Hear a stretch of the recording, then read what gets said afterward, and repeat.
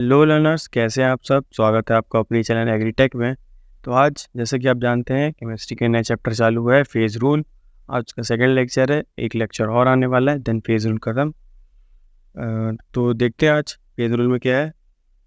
Component देखेंगे and degree of freedom देखेंगे। चलिए शुरू करते हैं कंपोनेंट से। कंपोनेंट की डेफिनेशन क्या बोलती है?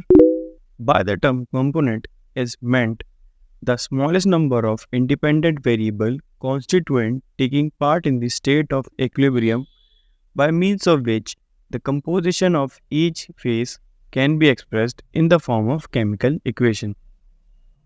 कंपोनेंट मतलब आप खुद ही जानते होंगे। कंपोनेंट मीन्स होता है कि एक कोई भी छोटा सा एक कंपोनेंट जो इंडिपेंडेंट वेरिएबल कॉन्स्टिट्यूएंट का वो स्मॉलेस्ट नंबर होता है जो कि स्टेट ऑफ इक्विलिब्रियम मतलब कि इक्विलिब्रियम की जो स्टेट होती है उसमें पार्ट लेता है पिच के थ्रू। मतलब कि जब वो पार्ट लेगा तो उसको कोई एक मीडियम चाहिए बाय मींस ऑफ कुछ, तो वो पिच के थ्रू पार्ट लेता है।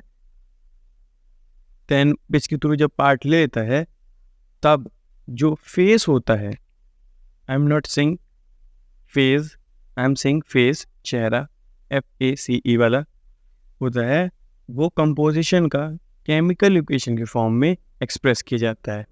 मतलब कि जो फेस उसका होगा वही केमिकल इक्वेशन को रिप्रेजेंट कर रहा होगा या एक्सप्रेस कर रहा होगा। चलिए देखते हैं कुछ इसके एग्जांपल्स। तो एग्जांपल्स में क्या है? पहला, इन वाटर सिस्टम। हम वाटर सिस्टम में समझेंगे कि कंपोनेंट क्या होते हैं। जैसे कि ये जिसमें अब 3 कंपोनेंट्स हैं या एक कंपोनेंट मान लीजिए आप, आइस, वाटर एंड वेपर। जैसे हम ये प्रोसेस भी आप जानते हैं, पहले आइस हो हम जमा सकते हैं, देन उसके साथ अगर हम हीट अप करेंगे उसको तो वो वाटर होगा, एंड देन और हीट अप करेंगे तो वेपराइज फॉर्म में उड़ जाएगा। सेकंड देखते हैं, in the dissociation of NH4Cl in a closed vessel. मतलब कि जब हम डिसोसिएशन करेंगे NH4Cl का एक क्लोज वेसल में, कैसे करेंगे? NH4Cl लेंगे सॉलिड फॉर्म में एंड NH4Cl को फिर ट्रांसफॉर्म करेंगे एक गैसियस फॉर्म में, देन उसको ट्रांसफॉर्म करेंगे जब, तो उसमें देखेंगे NH3 गैस अलग हो जाती है एंड HCl गैस अलग हो जाती है। तो ये डिसोसिएशन हो गया। अब आखिर में क्या है? In the thermal decomposition of CaCO3। मतलब अब हमें CaCO3 का थर्मल डिकम्पोजिशन करना है। चलिए देखते हैं कैसे करेंगे।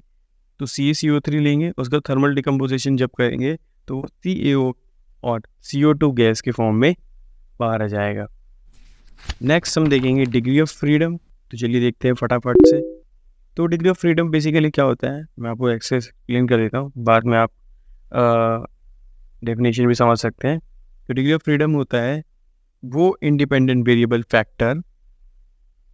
फैक्टर्स की, मतलब जो इंडिपेंडेंट वेरिएबल फैक्टर्स के जो मिनिमम नंबर्स होते हैं, जैसे कि आप मान लो टेम्परेचर, प्रेशर, टेम्परेचर मतलब तापमान, प्रेशर मतलब दबाव, और फेजेस के जो कंपोजिशन होते हैं जो कि आर्बिट्रली स्पेसिफाइड होने चाहिए, वो मतलब मस्ट है।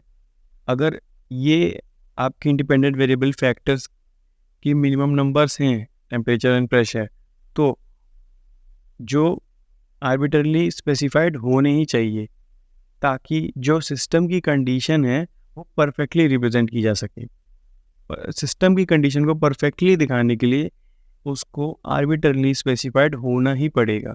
अगर वो आर्बिट्रली स्पेसिफाइड नहीं होगा तो वो डिग्री ऑफ फ्रीडम की जो इक्वेशन है और जो भी डिग्री ऑफ फ्रीडम जैसे भी हम फाइंड करते हैं तो वो भी इनकम्प्लीट रह जाएगा। तो सारी चीज़ें लिंक रहती है एक दूसरे से। एग्जाम्पल से देखेंगे हम। एग्जाम्पल में क्या है? फर्स्ट है in case of water system.